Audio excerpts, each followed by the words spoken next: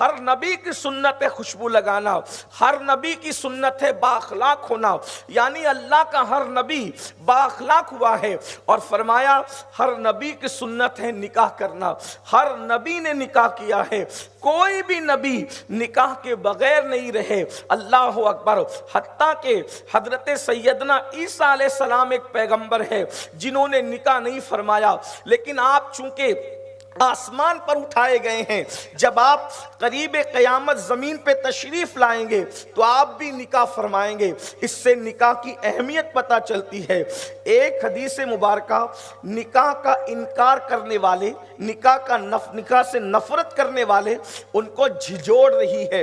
اللہ کے رسول علیہ السلام آج اس لیے کہ یہ مادیت کا دور ہے، ٹیکنالوجی کا دور ہے، اور ایک بات یہ بھی عرض کروں، زنا کے عروج کا دور ہے، گندگی اور معاذ اللہ بدکاری کا دور ہے، اس لیے کہ یورپ کی دنیا کے اندر مرد کا مرد کے ساتھ بدکاری کرنا، اس کو قانونی شکل وہ دیتے ہیں اور اس کو برا نہیں سمجھتے۔ ظاہر سی بات ہے جب کوئی مرد کے ساتھ بدی کرے گا تو اس کی توجہ نکاح کی طرف کیوں جائے گی؟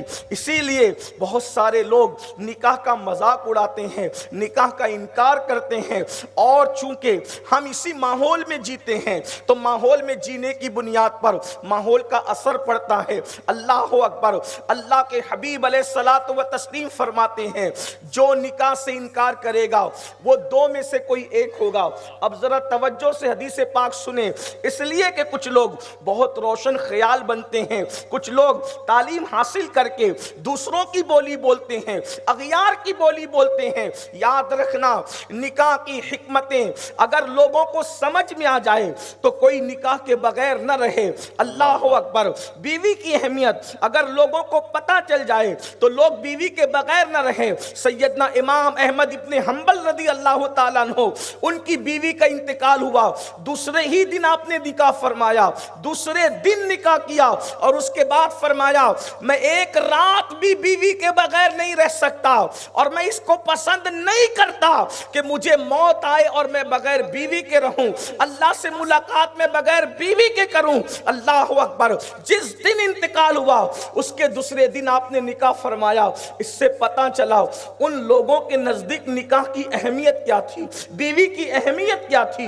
بہت ممکن ہے گجرات والے یا ہندوستان میں رہنے والے میرے مسلمان بھائی سوچیں کہ یہ کون سی بات ہے، بیوی کا تو غم ان کو معاذ اللہ تھا ہی نہیں، دوسرے دن نکاح کر لیا۔ استغفر اللہ۔ اس طرح کی لوگوں میں بدگمانیاں ہوتی ہے۔ اس سے یہ نہیں، یاد رکھنا جو بیوی کے بغیر رہے گا اس کے قدم بہکنے کے اندیشی ہوں گے، قدم بہکنے کے چانسز ہوں گے، گناہ کی طرف بڑھنے کا اندیشہ ہوگا۔ سوچو آج سے تقریباً 900 سال پہلے، بلکہ اور اس سے بھی زیادہ پہلے، بلکہ تقریباً 1200 سال پہلے اتنا خوبصورت دور تھا، اتنا حسین دور تھا، اس دور میں بھی ایک رات وہ لوگ بیوی کے بغیر گزارنا پسند نہیں کرتے تھے۔ اور آج اللہ اکبر 25 سال کی عمر ہو رہی ہے، 30 سال کی عمر ہو رہی ہے، 35 سال کی عمر ہو رہی ہے، اور لوگ بغیر بیوی کے رہتے ہیں، اور پھر جو کچھ اس کے نتائج سامنے آ رہے ہیں وہ آپ سب کچھ دیکھ رہے ہیں۔ بہت ساری باتیں بولنے کی نہیں ہوتی لیکن محسوس کرنے کی ہوتی ہے۔ زنا کی بدبو جو دنیا کے اندر بڑھ رہی ہے بغیر بیوی کے رہنے کی بنیاد پر ہے۔ اسی طریقے سے اللہ اکبر خواتین کے نکاح میں جو تاخیر ہو رہی ہے، اللہ اکبر اس کے نتائج بھی بے انتہا بھیانک سامنے آ رہے ہیں، اور نکاح کا مذاق اڑانے والے دل کے کانوں سے سنیں۔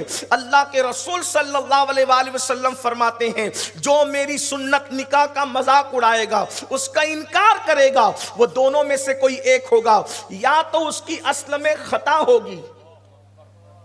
اندازہ فرمائیں کتنی سخت بات اللہ کے رسول علیہ السلام نے فرمائی۔ نکاح کے منکرین کے لیے حدیث بتانا میرے ذمے ہے، آپ غور فرمائیں، یا اس کی اصل میں خطا ہوگی۔ تھوڑا سا مشکل ہوتا ہے نا یہ اصل میں خطا کا کیا مطلب ہوتا ہے؟ اصل میں خطا کا مطلب یہ ہوتا ہے کہ وہ اپنے باپ کا بیٹا نہیں ہوگا، یہ اس کا مطلب ہوتا ہے۔ نکاح کا مذاق اڑانے والا یا تو اپنے باپ کا بیٹا نہیں ہوگا یا پھر وہ فاسق و فاجر ہوگا۔ دونوں میں سے کوئی ایک ہوگا نکاح کا انکار کرنے والا، نکاح کا مذاق اڑانے والا۔ اللہ کے رسول صلی اللہ علیہ وآلہ وسلم نے نکاح پر بہت زور دیا ہے اور نکاح کی تعلیم فرمائی ہے، اور یہاں تک ارشاد فرمایا اللہ کے رسول صلی اللہ علیہ وآلہ وسلم نے کہ وہ میری سوسائٹی کا ممبر ہی نہیں ہے جو نکاح کا انکار کرے۔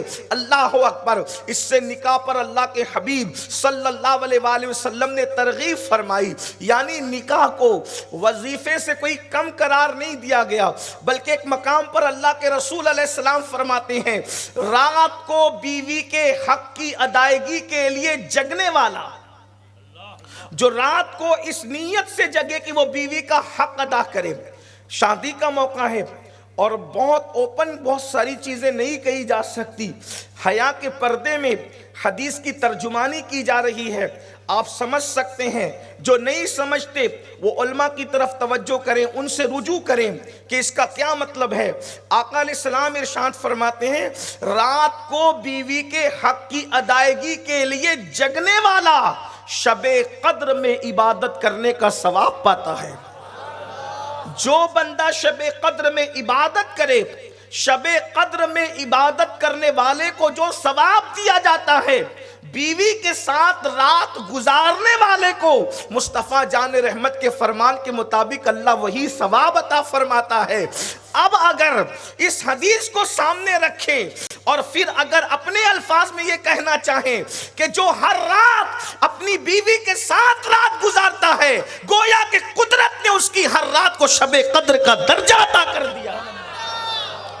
اوروں کے لیے شب قدر سال میں ایک بار آ رہی ہے، لیکن اللہ کے حبیب علیہ الصلوۃ والتسلیم قربان جائے وہ تو نہایت سستا سودا بیچ رہے ہیں جنت کا، ہم مفلس کیا مول چکائیں، اپنا ہاتھ ہی خالی ہے۔ اللہ کے رسول علیہ السلام نے کتنا کرم فرما دیا کہ فرمایا بیوی کے ساتھ رات کو جگنے والا اس کی حق کی ادائیگی کے لیے شب قدر میں عبادت کا سا ثواب پاتا ہے۔